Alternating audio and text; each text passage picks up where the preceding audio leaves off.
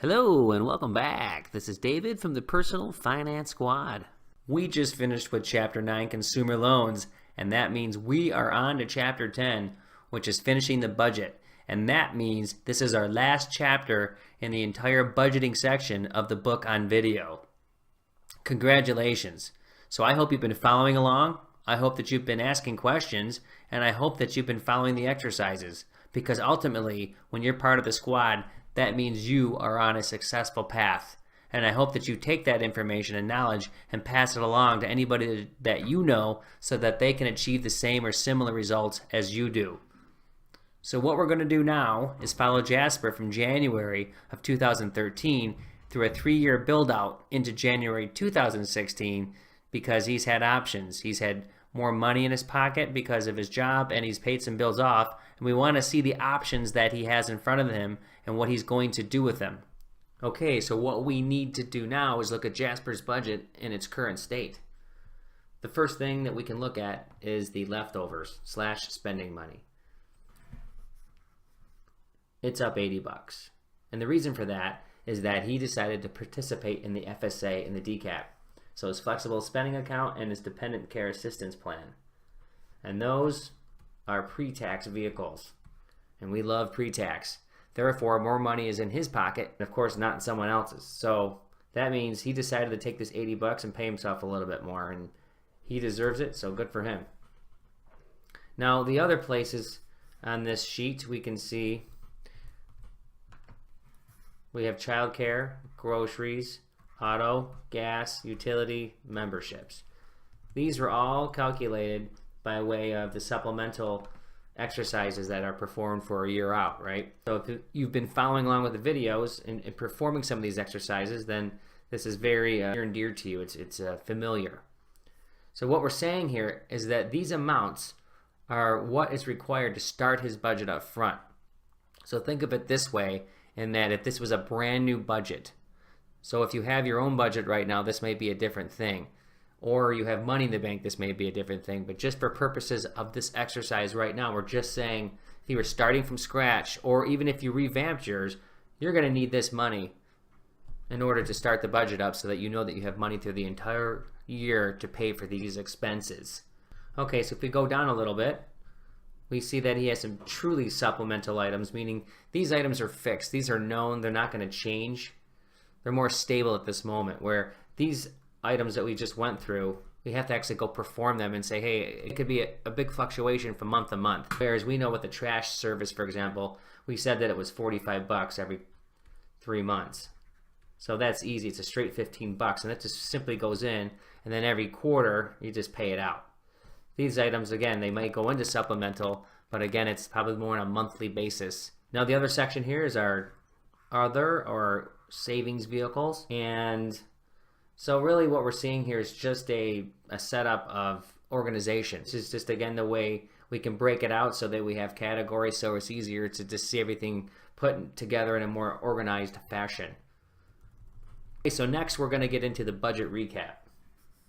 And so we just talked about these supplemental items, these expenses that needed money up front. So if we take all of these and we add them up, that total comes out to $742.96. So I just mentioned about, again, think of this as a new budget. And this is just more for exercise. Meaning, if you have your own money to do this, let's just say you had $1,000 in the bank now, or you had $1,000 in the bank and you're just someone who's revamping their budget, then you have this money to cover this amount. Now, if you don't, you're going to have to go into your new budget cycle because you can afford it, because you do have savings vehicles to grab from. And that's what this is over here. And again, you can do it any way you want. We like to say we have options, but let's just say for purposes of starting out that although we like to have an emergency fund, it's going to be no good if Jasper doesn't have the money during various points of the year where he's going to run into the negative in his bank account, or at least for those bills. So we see that for the first month, he's just not going to contribute to the emergency fund. And think of it this way too. If something were to happen that you need the money in the second month, then you wouldn't have the money anyway. So emergency fund is long term, so this is not going to hurt you by skipping the first month. Savings, took a little bit out of there, or remained with 3204, and then the rainy day fund is certainly something that doesn't have a significant impact by any stretch. So taking all these savings vehicles, for example, lets this 742.96 be achievable. Okay, so what we want to do now is just see some highlights of the main things that he performed in his budget. And we talked about the FSA a little bit. It was pre-tax money, and on a every month basis, we know we're going to at least get these amounts, 56 and 264.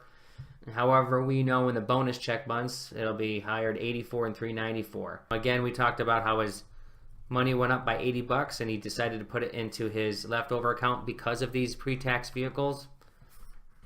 And he sits at that 783. Okay, so now the next move is to pay down the credit cards. And after Jasper had a discussion with the squad, it was determined that this is something he could afford. This was something that he could achieve in the next 3 years. And that's the cycle we are running through here to see how he balances out down the road. So when we speak of credit cards, we know a few things. One, Jasper has a furniture and a basic credit card that we have been following through the videos. Secondly, we also know that the credit card of any shape and form is the worst loan on the planet. As long as there's principal, there's interest being charged, and hence we are saying that there's revolving debt. We need to eliminate that at all costs, as we know. There's a student loan baked in here. So that's going to be in the goal plan. The student loan is a little different because it is a consumer loan. And what we're saying here is that it is amortized. And it is a fixed payment.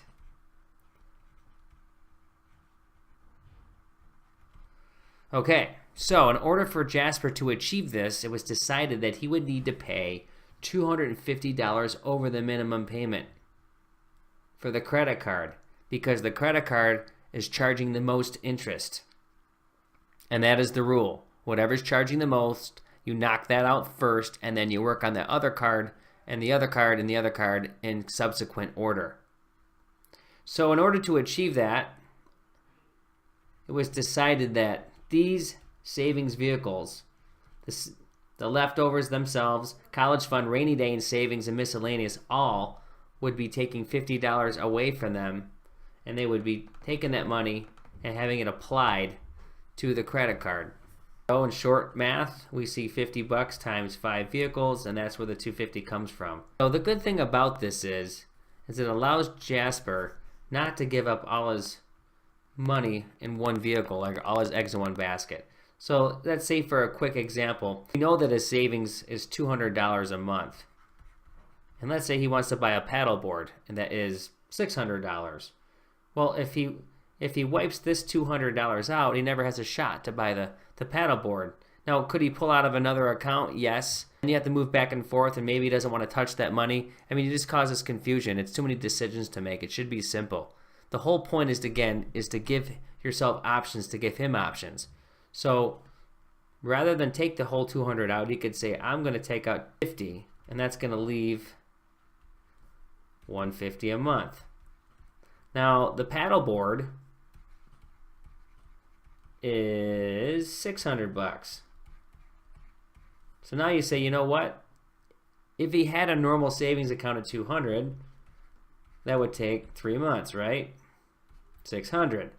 In this case, it's 150, which is 4 months, and it still gets in the paddleboard 1 month later. So you can see here, by not giving up the farm in one area to pay for it, he still has options. He can still achieve his goals. He had to modify them, but it's a good compromise to live with. Okay, so let's go a little further down the road here, and let's see the scenario that is played out. So some financial numbers were crunched into some calculators, and it was to determine, as we just spoke, that the $250 would go onto the credit card because it is charging the most interest. And by doing so, that means we had the minimum payment plus $250 for this card, and that knocked it out in 7 months, which is very nice. Now, this means for the furniture card, it had a min payment, but now it gets the other min payment, and it gets the $250. And that takes 21 months. Now the student loan also had not a min payment but a fixed. And now it gets the min payment plus the min payment plus the 250. That has that snowball effect that we like. The house of cards falls or the dominoes fall, whatever, but you just see that rolling across, and that's the beauty of when you do pay things down. It just opens up doors, and it's a good feeling. And this is the psychological effect that is very good. So now let's go up here really quick, take a peek and see what this is actually provided. So I've already had this circled here, and we can see that student loan was $300, the furniture was $65, the credit card was $50, and now this opens up $415 for Jasper in the 35th month, with 1 month to go, with the goal being 3 years. So he's attained his goal, and he is cleared up for $15. That is a very nice chunk. So really, if you look at it, that is about 1/5 his paycheck that he gets every 2 weeks. So that's pretty good.